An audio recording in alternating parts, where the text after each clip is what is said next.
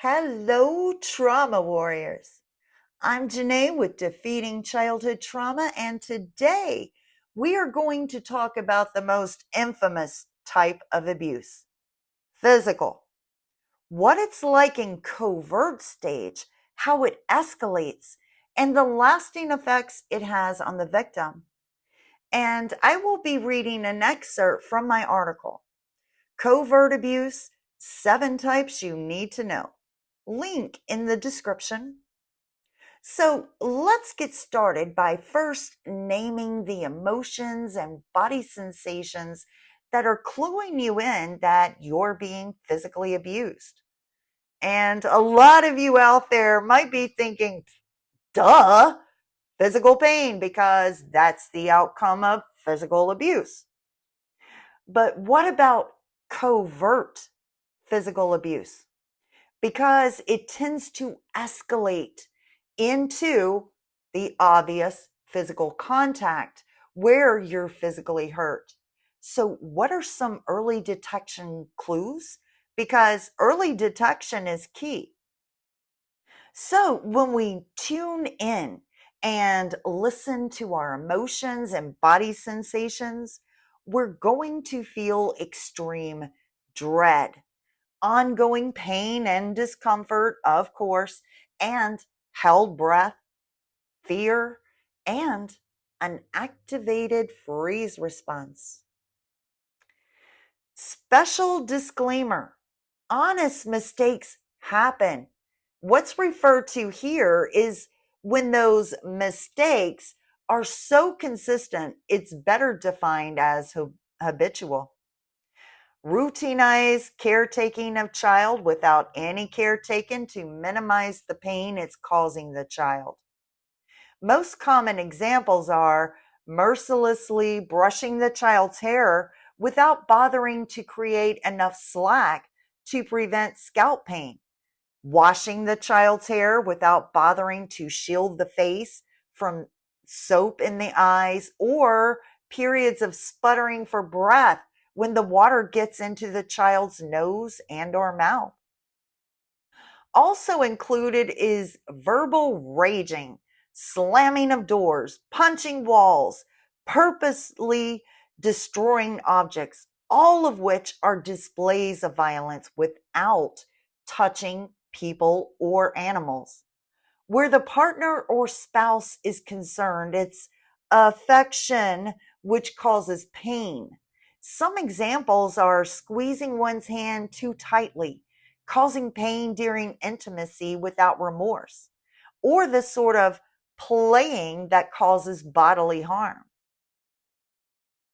Now let's pause for a moment to make sense out of yet another type of abuser that makes no sense. Well, for one thing, it is not rocket science to conclude that the physical abuser's dominant emotion is definitely anger. But that alone does not make a physical abuser. Because let's consider for a moment, how do we handle anger? I can tell you exactly how I do it. I will either punch my bag, again, not inflicting harm on others, or I will verbally vent with a friend, like, girl, you won't believe what happened, and it made me so mad. And then I am calm. I have released my anger without bleeding it on other people. So, for the physical abuser, on the other hand, they have no emotional control of their anger. The physical abuser is making the conscious choice to unleash their wrath on those they perceive as weaker and more vulnerable than themselves. The physical abuser has so much venom and hatred that they are taking a perverse pleasure out of hurting other people. The physical abuser knows that they are not in control of themselves, and that's why they stay angry or have explosive rage.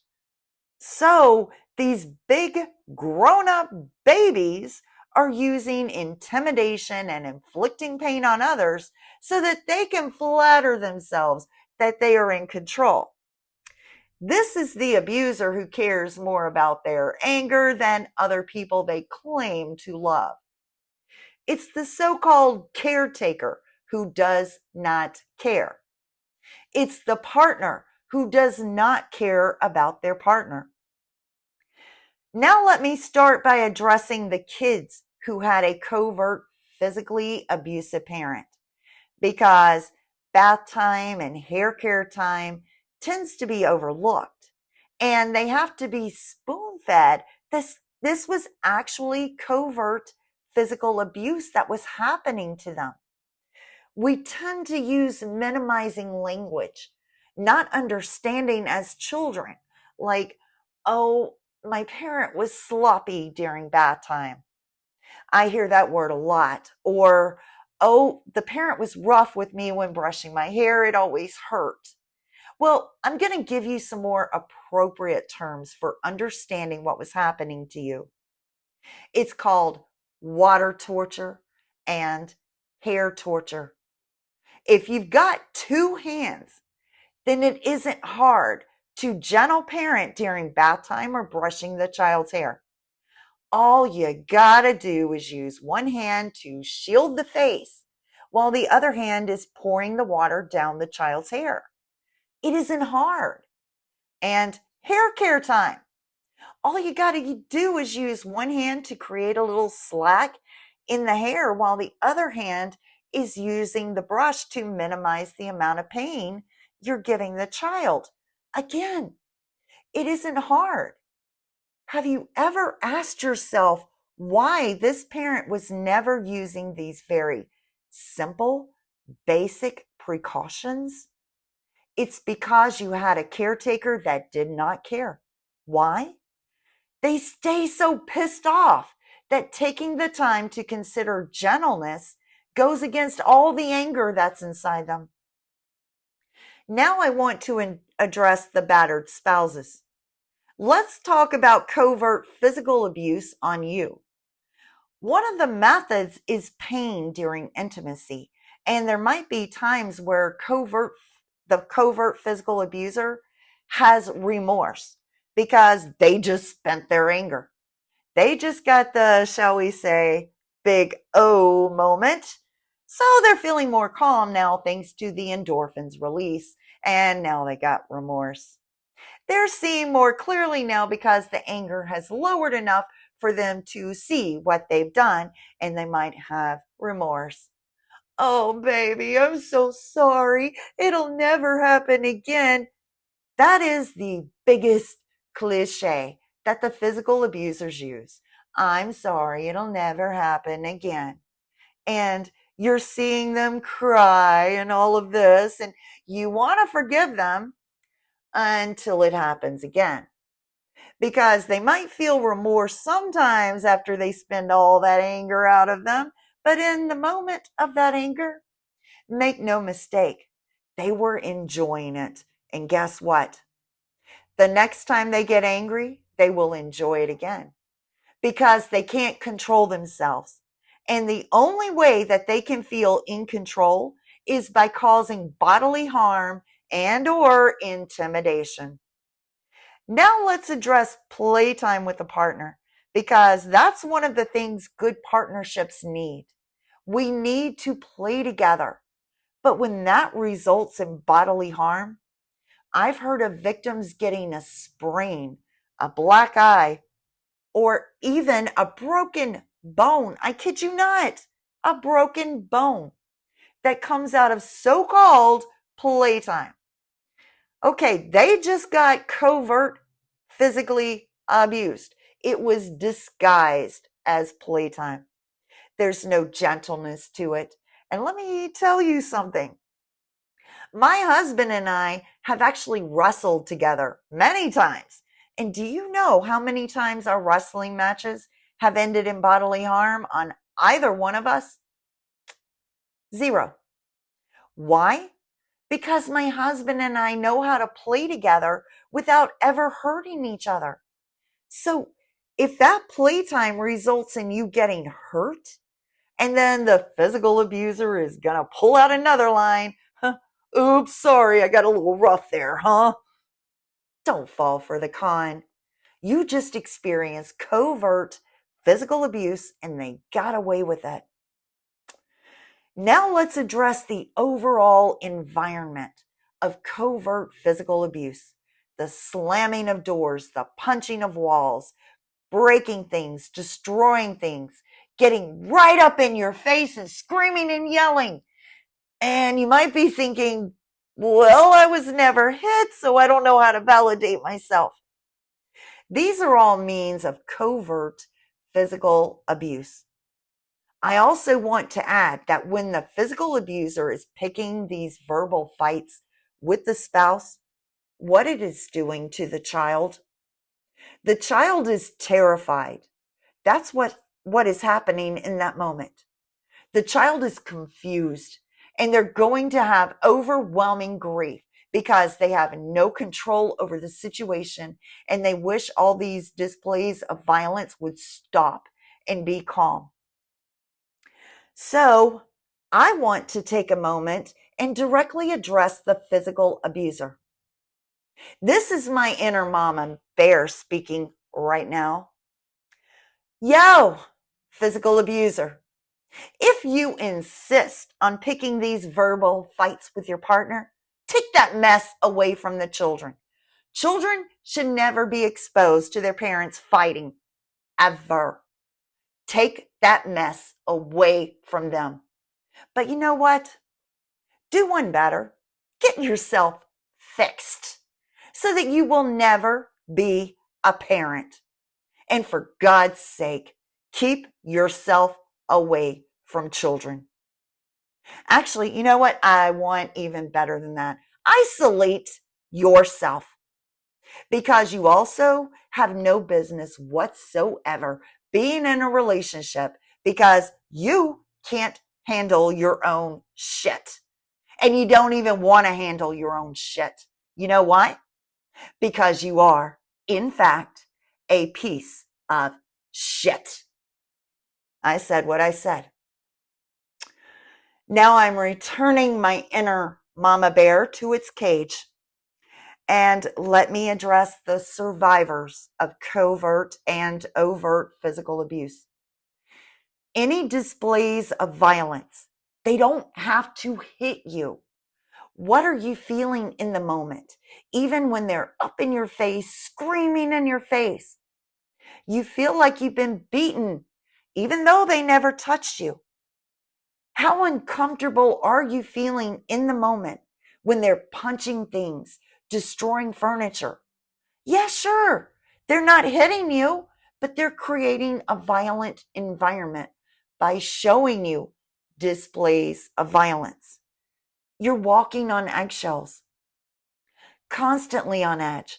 You're living in fear of their anger. They don't have to touch you for it to be physical abuse. Now let's explore how covert physical abuse escalates. Let's read on. Escalates into overt. The so-called caretaking of the child described above is really just a form of baiting. When the child gets scared while sputtering for breath during bath time or cries, ow, while their hair is being brushed, it's enough for the physical abuser to feel justified to utilize its arsenal of overt abuses. And it's important here, it doesn't necessarily have to escalate into overt physical abuse. Check this out. It could go into overt emotional abuse. When it's emotional abuse, it's name calling. They're going to spew all that projection. So in this case, the example of the child saying ow while their hair is being pulled, the emotional abuse says, stop being such a baby. Really. And it can also escalate to physical, such as hitting the child for not being still enough while their hair is being brushed. And it feels like scalp torture to the baby. It can also escalate into mental abuse, which in this case is what I refer to as their victim blame game, because they refuse to take responsibility for their behavior. And what do I mean by this? Well, they're going to blame the child in some way. Example, you shouldn't have gotten all these tangles in your hair, or something bizarre like that. It's your fault that you're in pain. I know my borderline mother, when she would brush my hair, she only wanted to use one hand. She was too lazy to use her second hand to create slack in my hair. So here she is just brushing through all the tangles, and I'm kind of tilting my head back because it hurts. I'm trying to do what I can on my end to create some slack with the pain. She would pop me on the head with the brush. Hold still. So, yeah, my mother's tactic was it would go from covert physical straight into overt physical abuse. And so these are just a few examples of when it escalates into whatever abuse. When it escalates into overt physical abuse, that's when you have the classic cliche, if you will. You're living in the classic cliche of domestic violence itself, being hit, being hurt, being assaulted. So let's take a look at the lasting effects of physical abuse. Easily startled. Number 2, hypervigilance, easily triggered by witnessing violence, such as news, horror movies, road rage, or other people's verbal confrontations. I can speak for myself as someone who survived a lot of physical abuse and witnessing my mother's physical and verbal violence towards my father. I just want to comment here. Number 1, I cannot watch a horror movie. That's just a hard no from me. Number 2, my husband likes to watch road rage videos. Those freak me out.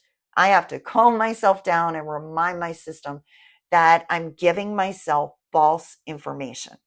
Because I'm telling you right now, if I watch a road rage video, or God forbid, a compilation of road rage videos, oh man, my whole system and even my mental state is fully believing that the next time I get in my car to drive, I am going to be in a road rage incident, and it scares me. It puts me on guard. It makes me want to never drive again.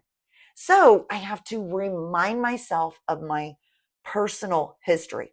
Have I ever been in a road rage incident? No, I have not. Therefore, the probability of it happening the very next time I drive is, knock on wood, small. So it's just an example of the various ways we can be triggered, because it is triggering the flashbacks of what we went through. And now the last of the lasting effects, submissiveness due to a fear of confrontations. It's a failure to assert one's needs or set a boundary due to the ongoing consequences one endured in physical abuse. And yeah, that can affect a lot of us. If all you've ever known is being assaulted for any minor thing, how are you going to feel asserting out there without the fear of being physically abused? It's having a headspace that goes something like this. Oh God, if I set a boundary, if I assert, or if I say no, I'm going to be attacked. And I remember that fear very well, hating confrontations because I didn't want anything to escalate into either verbal violence or physical violence. So what I did, I got a punching bag, and then I joined a dojo. Martial arts training is a great tool. I'm not saying every single person who's been the victim of physical abuse should go out there and join a dojo, but I am saying this. It's a means of empowering your body. It will empower your mind because victims of physical abuse feel powerless. And that's the thing when we want to heal from physical abuse. That's something we really want to address because someone hurt your body. So your body needs body empowerment, body assurance, and body awareness. We really do need to feel empowered in some way in our bodies and assure ourselves that we are safe now. Whatever that journey is for you, I want you to take it and I want you to look into it. How do you empower yourself after physical abuse? How do you remind your body that it is safe now? What are you doing to bring a sense of control back into your life when it had been stolen from you? I'm very much interested in hearing that. But yes, the key takeaway on healing from this is to empower yourself. Know that you can protect yourself in whatever way you can. Forged in trauma, rising as warriors.